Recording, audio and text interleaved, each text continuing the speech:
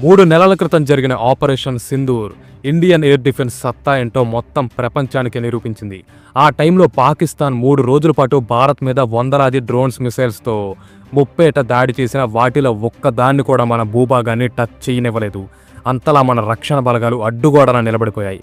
ఈ యుద్ధంలో made in India platforms అయిన ఆకాష్ తీర్, బ్రహ్మోస్, స్కై స్ట్రైకర్ వంటి ఆయుధాలు అద్భుతమైన పనితీరుని చూపించాయి. దీనికి మనమంతా చాలా ప్రౌడ్గా ఫీల్ అయ్యాం. అయితే ఈ మినీ కాన్ఫ్లిక్ట్ ఫ్యూచర్లో భారత్ ఎదుర్కోబోయే అనేక సవాళ్లకు చిన్న శాంపుల్ లాంటిది మాత్రమే అని డిఫెన్స్ ఎక్స్పర్ట్స్ భావిస్తున్నారు. ఎందుకంటే ఆపరేషన్ సింధూర్ భారత్ బలంతో పాటు పాకిస్తాన్ బలహీనతల్ని కూడా ఎక్స్పోజ్ చేసింది. దాని మిసైల్, రాడార్, ఎయిర్ డిఫెన్స్ వ్యవస్థలు భారత్ దాడుల్ని పసిగట్టడం లేదా తిప్పికొట్టడం రెండింటిలోనూ ఘోరంగా ఫెయిల్ అయ్యాయి. అందుకే పాకిస్తాన్ ఇప్పుడు రీగ్రూప్ అవుతుంది, దాని వ్యూహాలను మార్చుకుంటుంది. చైనా నుంచి 5th generation stealth విమానాలని రప్పించుకుంటుంది.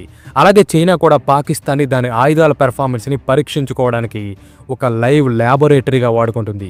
Operation సింధూర్లో China పాకిస్తాన్కి భారీ మొత్తంలో వెపన్స్ని సరఫరా చేయడంతో పాటు మన సైన్యం కదలిక మీద దాని స్పై శాటిలైట్స్ ద్వారా రియల్ టైం ఇన్ఫర్మేషన్ని అందించింది. ఈ విషయాన్ని ఇండియన్ ఆర్మీ జనరల్సే అఫీషియల్గా ధృవీకరించారు. సో వీటన్నింటి ద్వారా మనకి అర్థమవుతుంది ఏంటంటే భవిష్యత్తులో కూడా ఈ దేశాలు భారత్ని ప్రశాంతంగా ఉండనివ్వవు. ఇప్పుడు మనం ఎటువంటి టైంలో ఉన్నామంటే యుద్ధాలు నెలల్లో కాదు, నిమిషాల్లోనే డిసైడ్ అయ్యే రోజులు వచ్చాయి. అందుకే ఇప్పుడు ఫైర్ పవర్తో పాటు ఇంటర్సెప్షన్ కూడా అంతే ముఖ్యంగా మారింది. అంటే శత్రువు మీద దాడి చేయడంతో పాటు శత్రువు చేసే దాడిని ప్రతిఘటించడం కూడా. అండ్ ఇక్కడే మనకు ప్రాజెక్ట్ కుషా ప్లేలోకి వస్తుంది. ఇది దశాబ్దంలోనే భారత్ చేపడుతున్న అత్యంత కీలకమైన డిఫెన్స్ ప్రాజెక్ట్స్లో ఒకటి.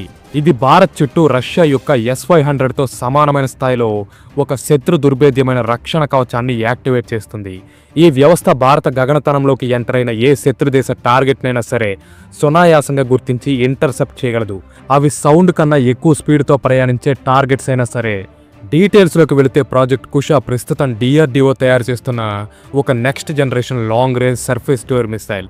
ఇది గాలిలో ఎగిరే ప్రతి టార్గెట్ని ట్రాక్ చేసి మట్టు పెట్టేలా చాలా పవర్ఫుల్గా డిజైన్ చేస్తున్నారు.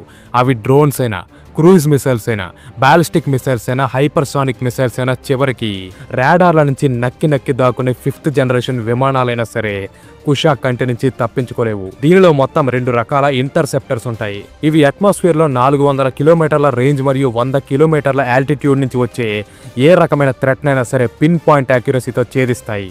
ఈ రకమైన ఆయుధం మన భారత అమ్ముల పొదిలో ఇప్పటి వరకు లేదు. మన దగ్గర ఆల్రెడీ S-400 ఉన్న దాని రోల్ వేరు. S-400 ఎయిర్ డామినెన్స్ని దృష్టిలో ఉంచుకుని రూపొందించబడింది. కానీ కుషా మాత్రం ఇండియాకి పూర్తి స్పెక్ట్రంలో మిసైల్ డిఫెన్స్ని కల్పిస్తుంది. అయితే ఈ రకమైన డిఫెన్స్ లేయర్స్ ప్రపంచంలో మిగతా దేశాల దగ్గర కూడా ఉన్నాయి.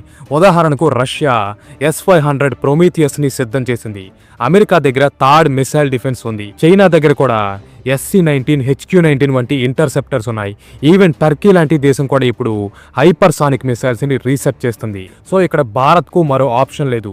కాలంతో పాటు ఎవాల్వ్ అవుతున్న ఈ కొత్త ప్రమాదాలను ఎదుర్కోవడానికి సిద్ధపడాల్సిందే, లేదా ఫ్యూచర్లో తీవ్రమైన కాన్సిక్వెన్సెస్ని ఫేస్ చేయాల్సి వస్తుంది. ఇక్కడ పాకిస్తాన్ నుంచి వచ్చే థ్రెట్స్ని కూడా మనం మర్చిపోకూడదు. పాకిస్తాన్ దగ్గర షహీన్ 3, అబాబిల్, గౌరీ వంటి short to medium range missiles ఉన్నాయి.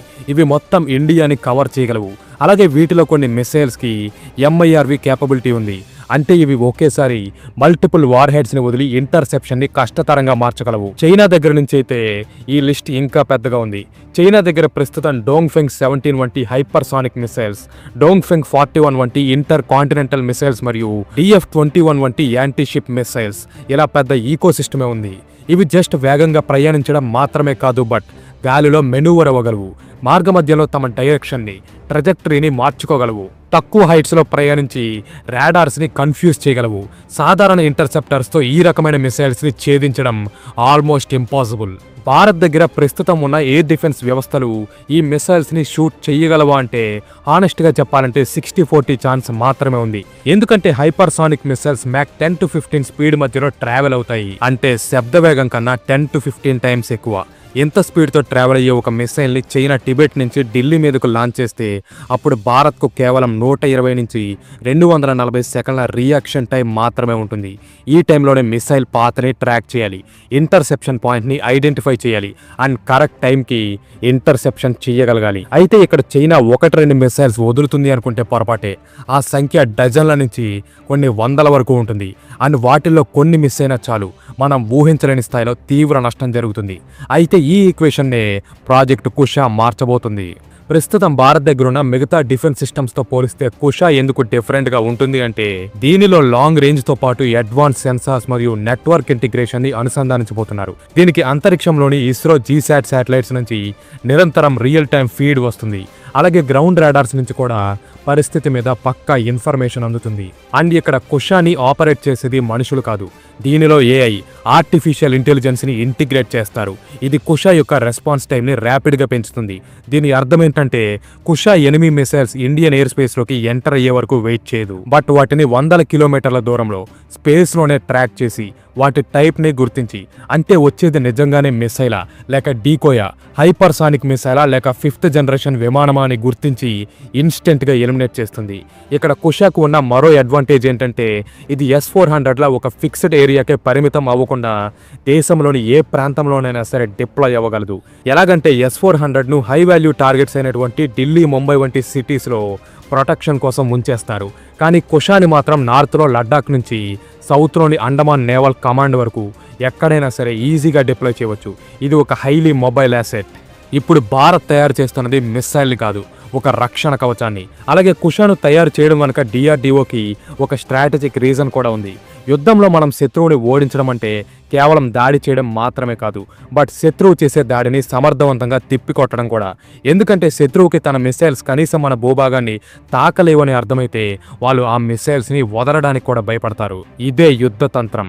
అందుకే రష్యా S-500ని తయారు చేసుకుంది, అమెరికా గోల్డెన్ డోమ్ని సిద్ధం చేస్తుంది, ఇజ్రాయెల్ ఐరన్ డోమ్ని దాని దగ్గర పెట్టుకుంది.